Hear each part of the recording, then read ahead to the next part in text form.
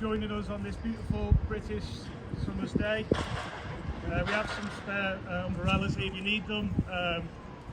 Someone did suggest we cancel the event, but I thought a little bit of rain to cancel a Johnnie Walker event would have been nice. So I'm really pleased there's such a great gathering of people here today. We're actually for the first time broadcasting it live. So I do know we've got visitors watching from the United States, from Canada, from Poland, from France, who've all checked in. So hello to all guys online there. So we're here today to gather to commemorate the passing 80 years of an extraordinary individual, Captain Frederic Johnnie Walker.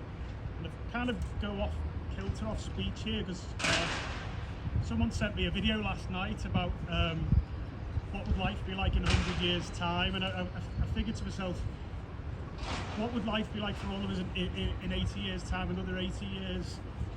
And I thought, how many people will be remembered? You know, all those worries about paying the mortgage, you know, the health problems, worried about school, worried about the kids.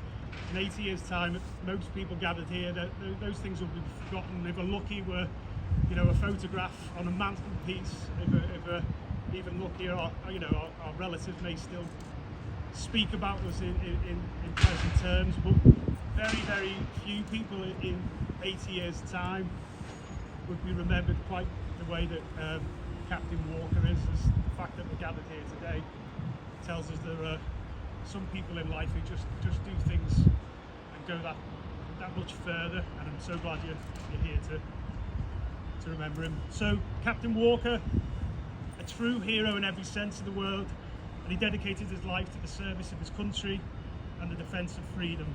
A beacon of courage, resilience and unwavering commitment, leading by example. I think that's the key phrase that always comes to mind when I speak of Captain Walker, and an inspiration for those who served underneath him.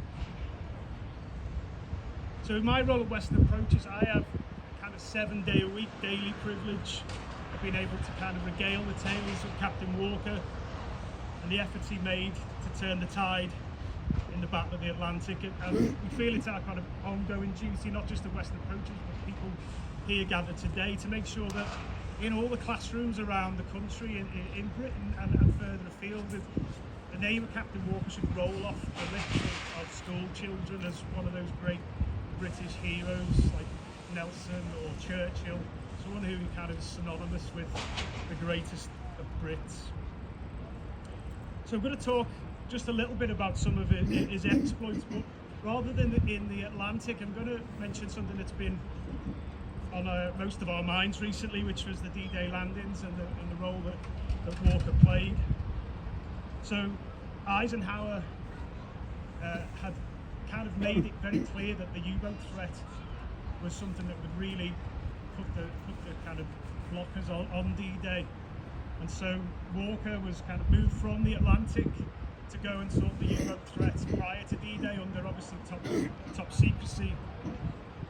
On the 6th of June, 76 U-boats sailed from Biscay into the Channel to disrupt the Normandy landing. 76 U-boats in the Channel. So that had the capability and the firepower to just stop D-Day before it began. Sightings reported streamed into Starling, and Eisenhower had said to Walker, I need 2 weeks clear, and Walker's response was, you not only get it, but this is our chance to smash the U-boats for all time. In the first 3 days, he directed his 40 ships into 36 attacks, during which 8 U-boats were destroyed, many more damaged. Aircraft claimed another 6, and the U-boats withdrew. They later returned for another desperate attempt, and for a week there was no rest for Walker or his men.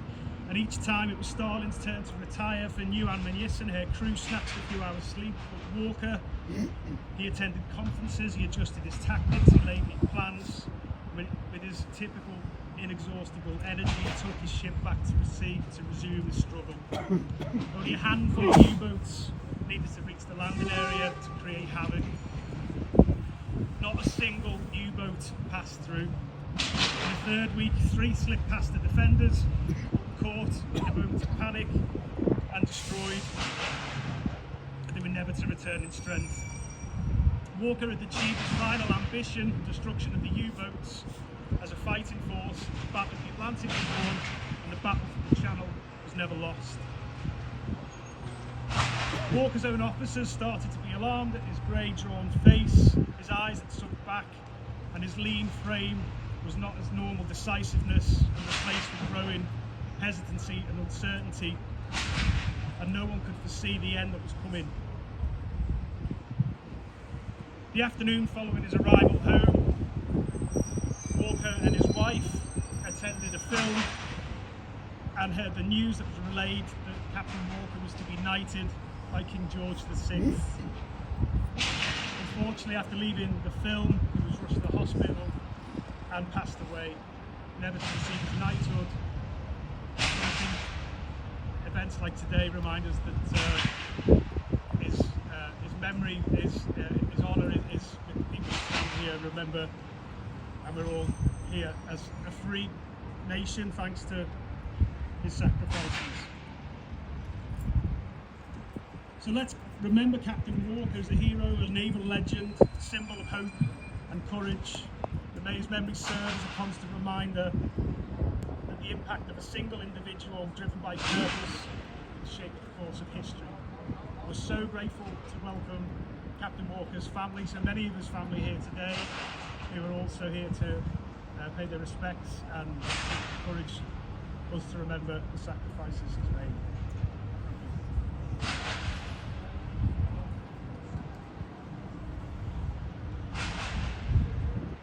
The following words were said by Admiral Sir Max Horton, Commander-in-Chief Western Approaches, at Captain Walker's funeral here in Liverpool. In our hour of need, Captain Walker was a doughty protector of all who sailed the seas on our behalf. His heart and his mind extended and expanded to the utmost tiring of the body, even unto death, that he might discover the means of saving our ships. Very great is the number of all the lives that were saved by his diligence and vigilance and perseverance. Many more lives have been saved and will be saved by his example. Victory has been won and shall be won by such as he. All praise be to the Most High for such perfection of skill and rare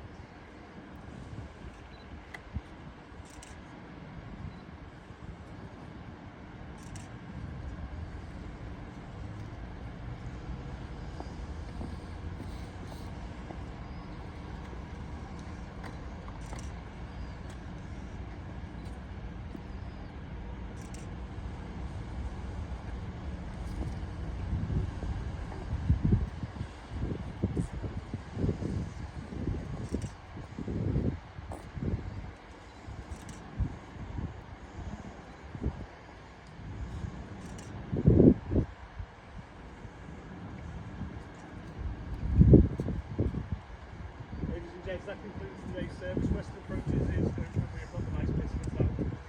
There's no charge to get in. It is, we know where it is. Head of deal. But thank you so much for taking the time to